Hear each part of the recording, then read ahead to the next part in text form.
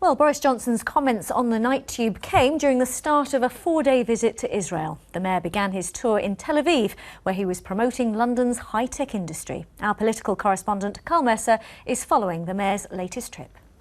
Nothing can go wrong. Okay, right, ready? Okay, watch out. Stand clear. We're going to stand clear. Okay. Stand clear. Here we go. I like it. It's brilliant. Okay, Boris Johnson's trips abroad are strange affairs. He's a man on a mission, and not just a trade one. City Hall, of course, will tell you till the cows come home that these trips, they're all about trade. They've done plenty of them. They've been to Japan, they've been to China, they've been to the Middle East, they've even been to America. Now here, they're in Tel Aviv. But they're about more than trade. This is about putting Boris Johnson on the international stage as a statesman. Just look at who he's been meeting.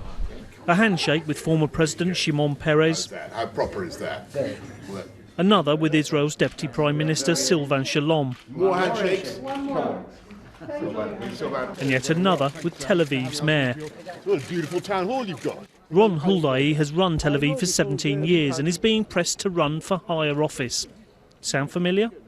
You think it's a good thing that mayors should run for higher office? Of course. I think the experience for being a mayor is the most important experience before you are Prime Minister. What do you make of that, Boris? Well, I'm a great admirer and supporter of Ron, but it would be wrong of me to comment on his career now, because I think he's obviously got He came here and advised me to say it.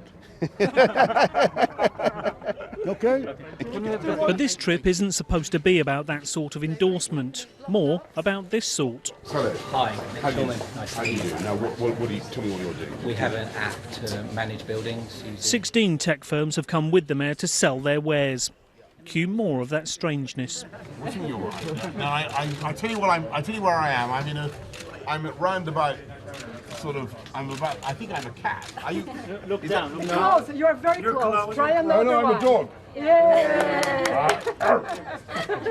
I think these kinds of trips are a combination of two things, really. For us, it's a lot of market research, so meeting other young startups in the area, meeting like-minded kind of clients and companies. That may or may not turn into something immediate, but for us it's also about travelling with the contingent as well and meeting other young British companies. Very useful, yes. We've been in Israel a few days now, we've got a few days to go. We're meeting a lot of partners, investors, potential clients as well. You're very welcome. Thank you for that. Okay, right. That was extraordinary. A lot of the companies and the founders that are setting up here are thinking about, again, like what our London founders think and about addressing the world. I think it's really key for us to emphasise how much London has to offer as they think about setting up their next offices or even their international headquarters. On his last trip, the mayor knocked over a Japanese schoolboy playing rugby.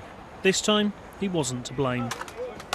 But while he's miles away, the Chancellor today announced big funding cuts to transport. What might that mean for London's fares? It would be a real shame to spoil it on Thursday to anticipate the announcement on Thursday. I think what Londoners can expect is this, that a similar policy to the one we've always pursued, which is to try to be reasonable and not to have violent movements in fares. The mayor leaves Tel Aviv tonight for Jerusalem for more trade talks and more profile building. Carl Mercer, BBC London News. Stay with us. Coming up later on